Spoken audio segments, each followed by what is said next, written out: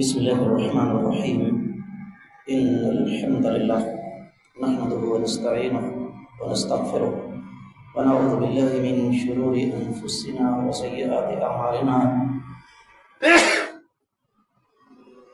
من يهده الله فلا مضل له ومن يضلل فلا هادي له، وأشهد أن لا إله إلا الله وحده لا شريك له، وأشهد أن محمدا عبده ورسوله.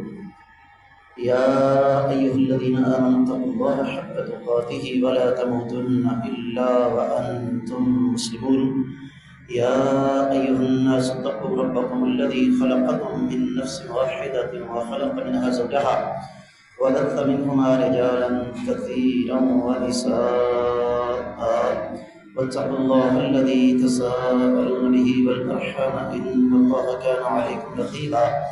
يا أيها الذين آمنوا اتقوا الله وقولوا قولا سديدا يصلح لكم أعمالكم ويغفر لكم ذنوبكم، ومن يطع الله ورسوله فقد فاز فوزا عظيما. أما بعد، فإن خير الحديث كتاب الله، وخير الهدي هدي محمد صلى الله عليه وسلم، وشر الأمور محدثاتها، وكل محدثة بدعة، وكل بدعة ضلالة، وكل ضلالة في النار. قال الله عز وجل بعد أعوذ بالله السميع العليم من الشيطان الرجيم، بسم الله الرحمن الرحيم، قاف والقرآن المجيد، بل عجبوا أن جاءهم منذر منهم فقال الكافرون هذا شيء عجيب، أإذا متنا وكنا ترابا ذلك رجع بعيد، قد علمنا ما تنقص الأرض منهم وعندنا كتاب حفيظ، بل كذبوا بالحق لما جاءهم فهم في أمر مريج، أفلم ينظروا إلى السماء فوقهم كيف بنيناها وزيناها وما لها من فروج، والأرض مددناها وألقينا فيها رواسي وأنبتنا فيها من كل زوج بهيج، تبصرة وذكرى لكل عبد منيب.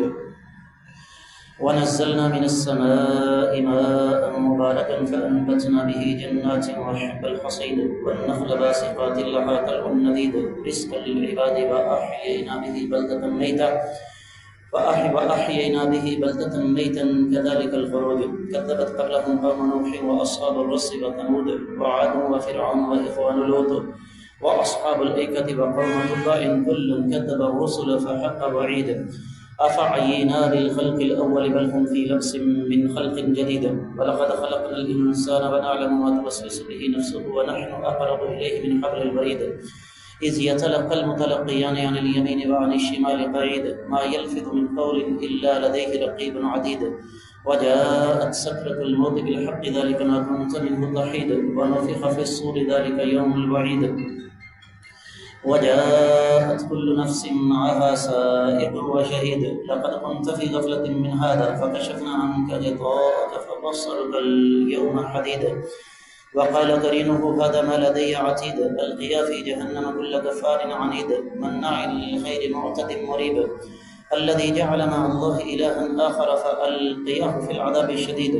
قال قرينه ربنا ما أطغيته ولكن كان في ضلال بعيد، قال لا تختصموا لدي وقد قدمت إليكم بالوعيد، ما يبدل القول لدي وما أنا بظلام للعبيد، يوم نقول لجهنم هل امتلأت وتقول هل من مزيد، وأزلفت الجنة للمتقين غير بعيد، هذا ما توعدون لكل أواب حفيظ، من خشي الرحمن بالغيب وجاء بقلب منيب، ادخلوها بسلام ذلك يوم الخلود، لهم ما يشاءون فيها ولدينا مزيد، وكم أهلكنا قبلهم من قرن هم أشد منهم بطشا فنقبوا في البلاد هل من محيص، إن في ذلك لذكرى لمن كان له قلب أو ألقى السمع وهو شهيد، ولقد خلقنا السماوات والأرض وما بينهما في 6 أيام وما مسنا من لغوب، فاصبر على ما يقولون وسبح بحمد ربك قبل طلوع الشمس وقبل الغروب، ومن الليل فسبحه وأدبار السجود، واستمع يوم ينادي المنادي من مكان قريب،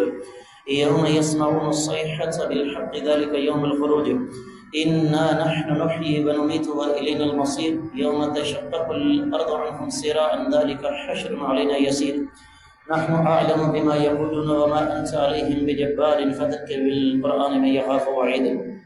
معزز خواتین حضرات، میں سب سے پہلے اپنے آپ کو اور اس کے بعد آپ سب لوگوں کو اللہ تعالیٰ سے ڈرنے کی تلقین کرتا ہوں، اور جو انسان اللہ تعالیٰ سے ڈر جاتا ہے رب کائنات اسے جو بے مثال نعمتیں عطا فرماتے ہیں ان میں سے ایک عظیم احسان معاملہ فہمی بھی ہے،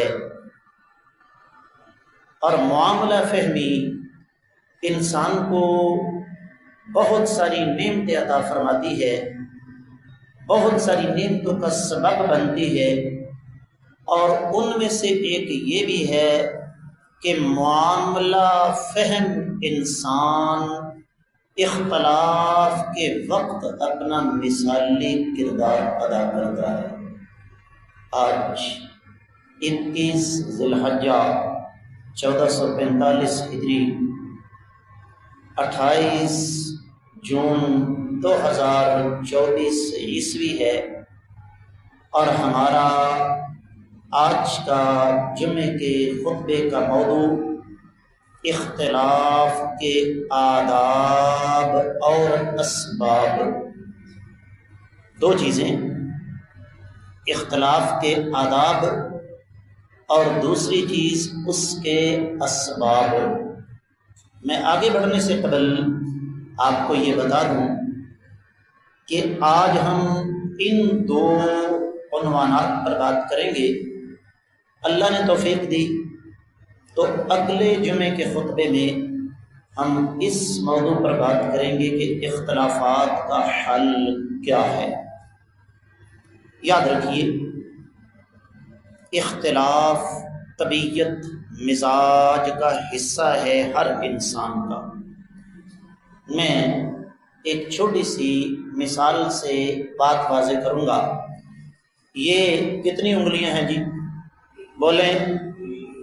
اگر میں کہوں 3 نہیں یہ 5 ہیں تو پھر کیا ہوگا؟ اور 5 بھی ہیں۔ جو 3 کہہ رہا ہے کیا غلط کہہ رہا ہے؟ نہیں۔ اور جو کہے کہ نہیں جی 5 ہیں کیا وہ غلط کہہ رہا ہے؟ انسانی طبیعت کا حصہ ہے۔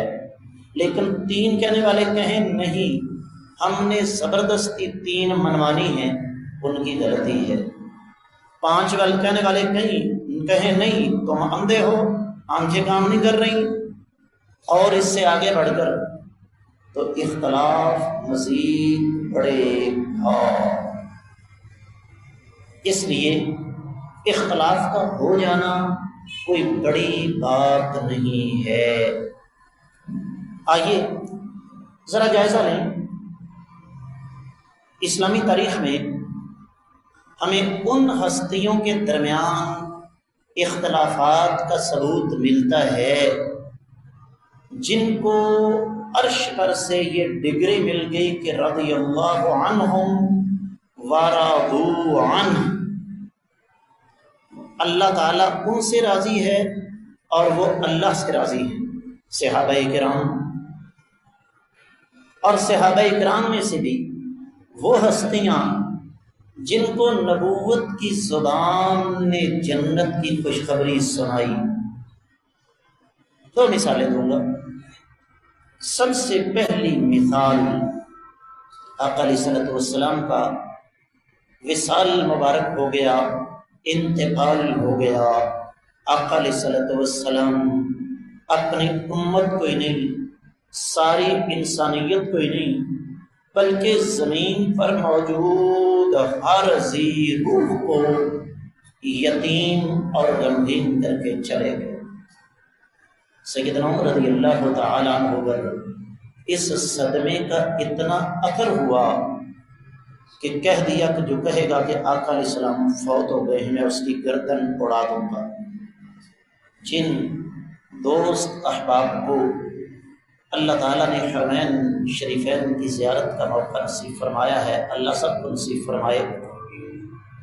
مسجد نبوی کی قبلہ کی سمت منہ کر کے کھڑے ہوں تو سیدھے ہاتھ پر ایک آپ کو لائبریری ملے گی، مکتبہ ملک عبدالعزیز، معروف ترین روایات کے مطابق وہاں پر آقا علیہ السلام کے دور میں ایک باغ تھا جس کا نام تھا سقیفہ بنی سعدہ۔ صدیق کائنات رضی اللہ تعالی عنہ نے وہاں پر صحابہ کرام کو جمع کیا۔ اور کیوں جمع کیا؟ فوری طور پر ذہن میں بات آئی کہ اگر اس معاملے کو ابھی قابو نہ کیا گیا تو بات بڑی دور تک چلی جائے گی۔ کیا فرمایا؟ صحیح بخاری کے الفاظ ہیں، من کان یعبد محمدا فإن محمدا قد مات۔ اے لوگو، جو محمد رسول اللہ صلی اللہ علیہ وسلم کی عبادت کرتا تھا آج اس کا رب اس دنیا سے چلا گیا ہے۔ ومن كان يعبد الله فإن الله حي لا يموت۔ جو اللہ کی عبادت کرتا تھا اللہ ہمیشہ سے ہے اور ہمیشہ رہیں گے۔ پھر یہ تو بات کی، اپنی دلیل پیش کر دی، وما محمد الا رسول قد خلت من قبله الرسل افإن مات او قتل انقلبتم على اعقابكم ومن ينقلب على عقبيه فلن يضر الله شيئا وسيجزي الله الشاكرين۔ محمد صلی اللہ علیہ وسلم تو اللہ کے رسول ہیں، آپ علیہ السلام سے پہلے بھی رسول گزر چکے ہیں۔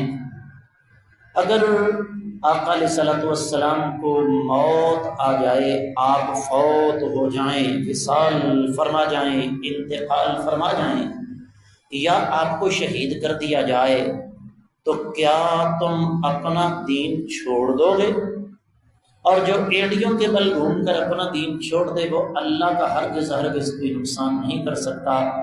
اللہ تعالیٰ شکر کرنے والوں کو بہتر بدلہ عطا فرمانے والے ہیں۔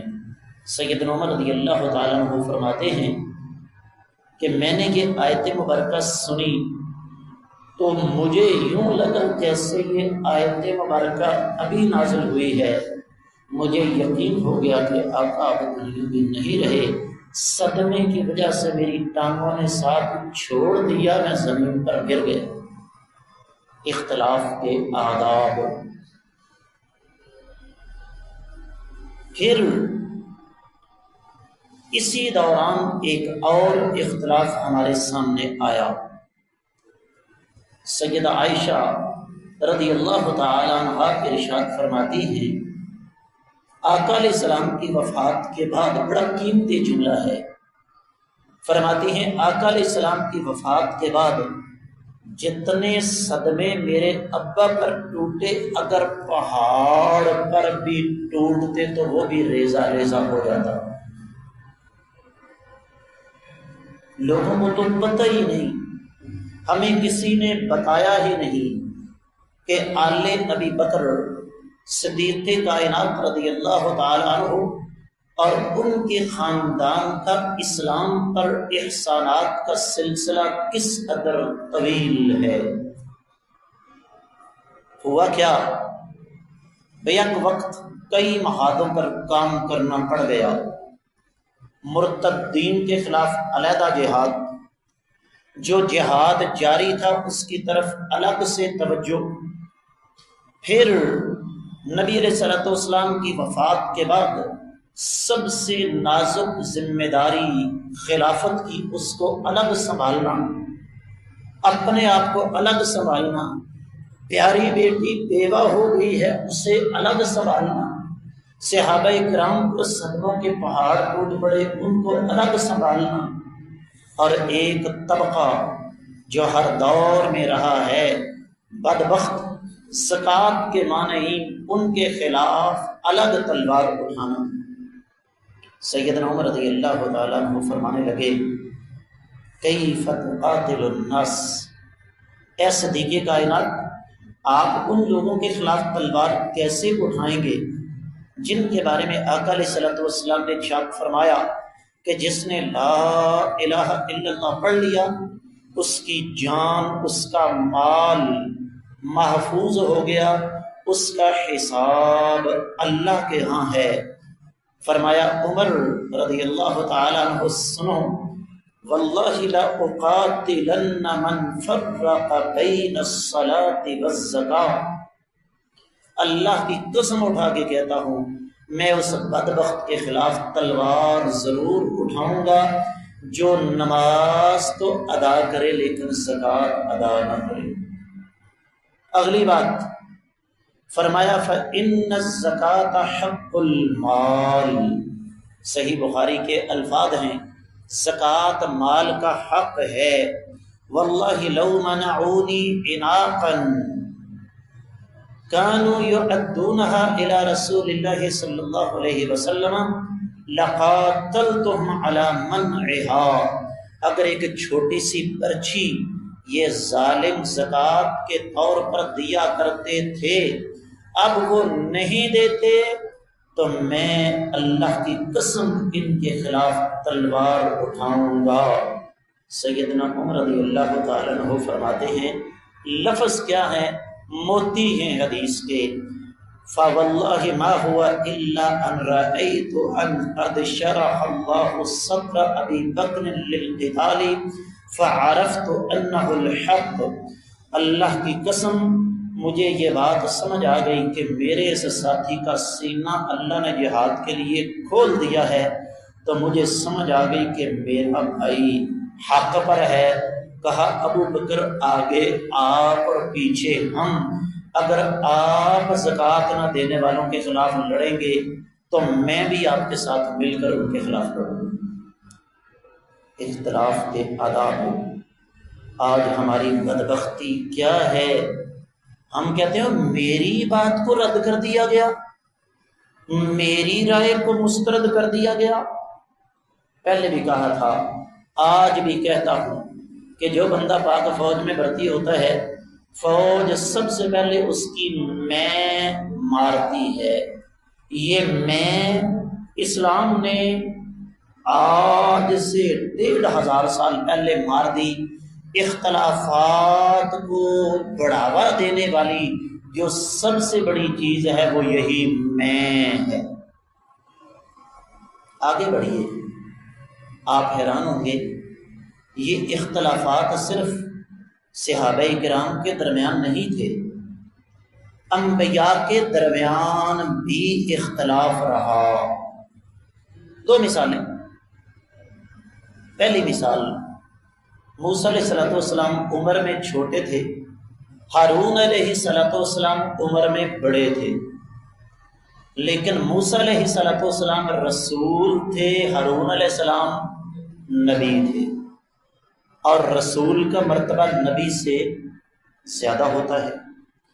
موسیٰ علیہ السلام کو رب کائنات نے بلا لیا کوہ طور پر 30 راتوں کے لیے، 10 راتیں بعد میں تھیں، اکٹھی نہیں تھیں یہ 40۔ پیچھے قوم نے سامری بدبخت جادوگر کی باتوں میں آ کے بچھڑے کی پوجا شروع کر دی۔ موسیٰ علیہ السلام آئے اور آ کر اپنے بھائی کو پکڑ لیا۔ قرآن کے الفاظ، سیدنا ہارون علیہ السلام نے یہ نہیں کہا چپ کر کے بیٹھا رہو ڈامو تو بن، چھوٹے ہو چھوٹے رہو، اپنی اوقات میں رہو۔ یہی بکواسیات ہیں نا، بڑا سخت لفظ میں نے استعمال کیا، جو آج ہم کرتے ہیں، وہ تو کل کا جمع ہو کے سانو سمجھانا ہے۔ یہ وہ لعنتیں ہیں جو ہم پر مسلط ہوئی اور ہمارے اختلافات ختم نہیں ہوتے۔ کیا کہا؟ یا بنا اور میرے ماں جائے بھائی، معاملہ اختلافی ہے، اس کو سختی سے نہیں، اور پیار محبت سے حل کر لیتے ہیں۔ کیا یوسف علیہ السلام ضمناً بات یاد آئی؟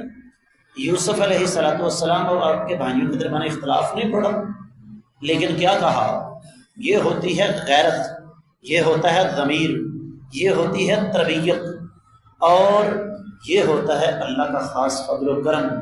جب دیکھا کہ بھائی بیچارے مسکینی کی حالت میں، بے بسی کی حالت میں سامنے آ گئے ہیں، کہا جاؤ لا تثریب علیکم اليوم، آج یوسف تم سے انتقام نہیں لیتا، تمہاری ساری غلطیوں کا قلم پھیر دیا۔ صحیح بخاری اور صحیح مسلم میں ایک حدیث موجود ہے، اور یہ بات انسانی عقل سے ماوراء ہے۔ نبی علیہ السلام فرماتے ہیں موسیٰ علیہ السلام اور آدم علیہ السلام کے درمیان اختلاف پڑ گیا۔ موسیٰ علیہ السلام کہنے لگے انت ابونا، ابا جی آپ ہی ہیں نا وہ، خیبتنا و اخرجتنا من الجنہ، جنہوں نے اس درخت کا پھل کھا لیا اور ہمیں جنت سے نکلوا دیا۔ اب ابا ہی ہوتا ہے۔ کہا یا موسیٰ، پتر ذرا دھیان سے، اصطفاک اللہ بکلامہ، رب کائنات نے تجھے شرف ملاقات بخشی، کلام کا شرف بخشا، وخط لک بیدہ، اور اپنے ہاتھ سے تیری نبوت اور رسالت لکھی۔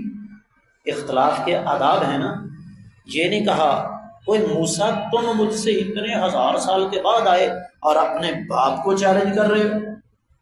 اختلافات کو بڑھاوا نہیں دیا جاتا بلکہ ختم کیا جاتا ہے۔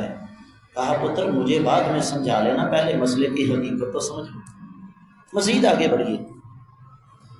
آپ حیران ہوں گے، فرشتوں کے درمیان بھی اختلاف پڑا۔ حدیث میں آتا ہے، بڑی پیاری حدیث ہے، آپ کو بڑا مزہ دے گی اور ایمان تازہ کر دے گی۔ نبی علیہ الصلوۃ والسلام ارشاد فرماتے ہیں، ایک آدمی نے 99 آدمی قتل کر دیے، اور قتل کرنے کے بعد چلا گیا کسی چلتے پھرتے مولوی کے پاس۔ چلتا پھرتا مولوی سمجھتے ہیں نا، یاد رکھیے، واعظ اور ہوتا ہے، عالم اور ہوتا ہے۔ اور ہماری بدبختی کی انتہا دیکھیں، ہم واعظین کو سلوٹ مارتے ہیں، علماء کی ٹانگیں کھینچتے ہیں۔ یار مولوی کی تقریر سنیے، چس نہیں ہے، علماء کی باتیں چس نہیں دیتی ہیں۔ دین انٹرٹینمنٹ نہیں ہے، جگت، ٹپا، دوڑا، قوالی، لطیفہ، شعر، ٹھٹھا، مذاق، یہ دین نہیں ہے۔ بدقسمتی ہماری کیا ہے، آج ہمیں اچھے وہی لگتے ہیں جو یہ سارے کے سارے کام کرتے ہیں، جنہوں نے آقا علیہ الصلوۃ والسلام کے ممبر کو، آقا علیہ الصلوۃ والسلام کے محراب کے تقدس کا بیڑا غرق کر دیا۔ تو جس کے پاس گیا نا، وہ کوئی چلتا پھرتا بندہ تھا، علم اس کے پاس نہیں تھا۔ کہنے لگا میں نے 99 قتل کر دیے، کیا میری توبہ ہو جائے گی؟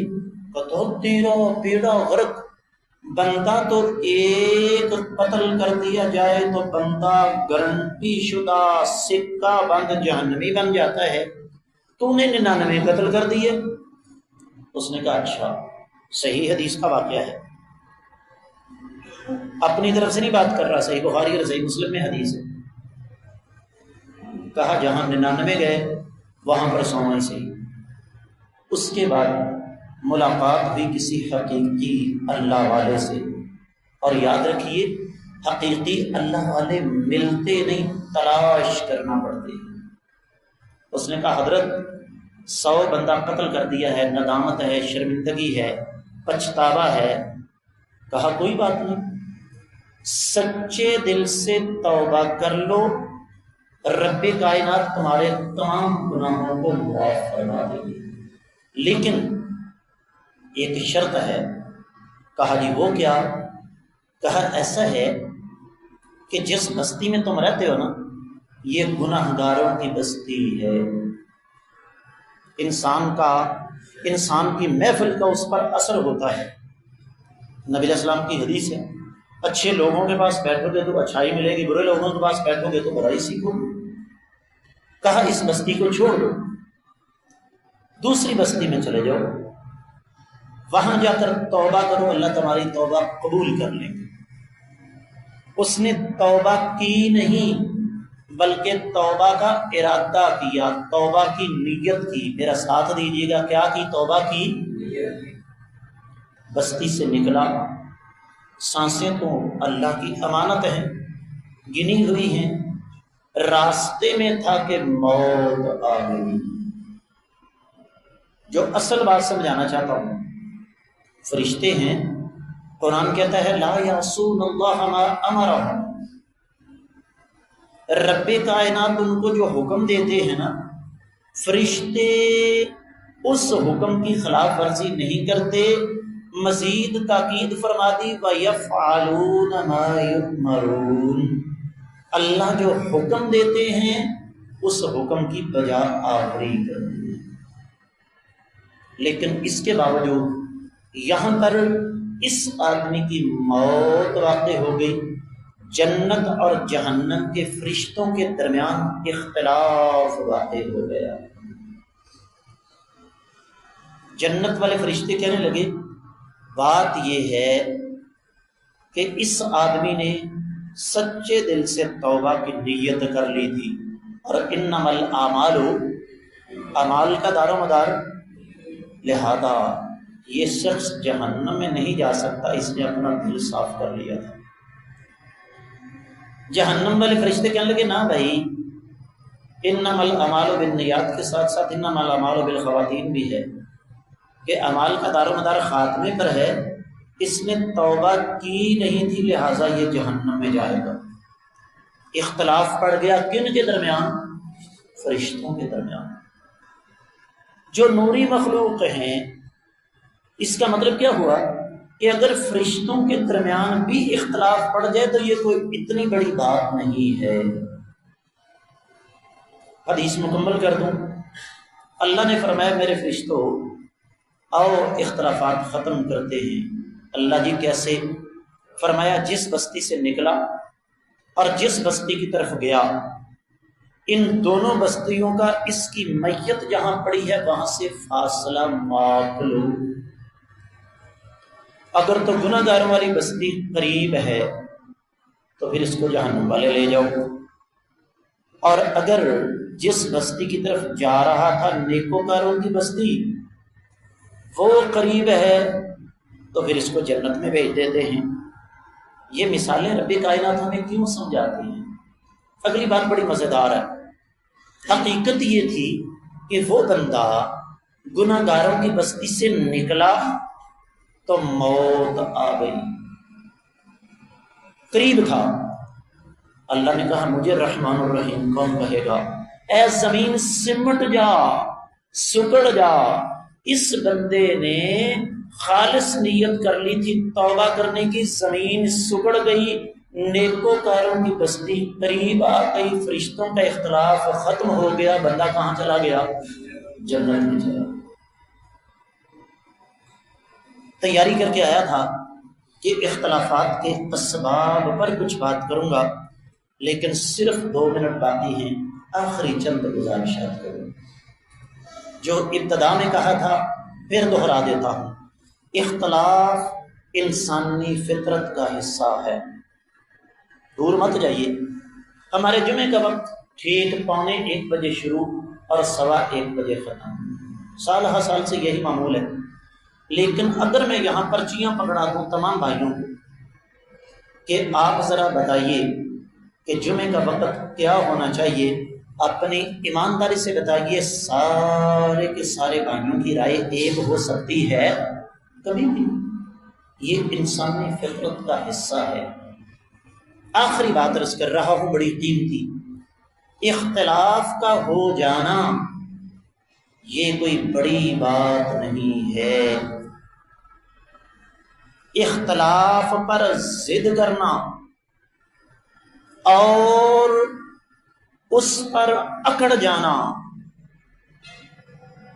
اور پھر اپنی بات غلط ہے یا درست ہے ضد کا مظاہرہ کرتے ہوئے یہ کہنا کہ میں ہی صحیح ہوں باقی سب غلط ہیں۔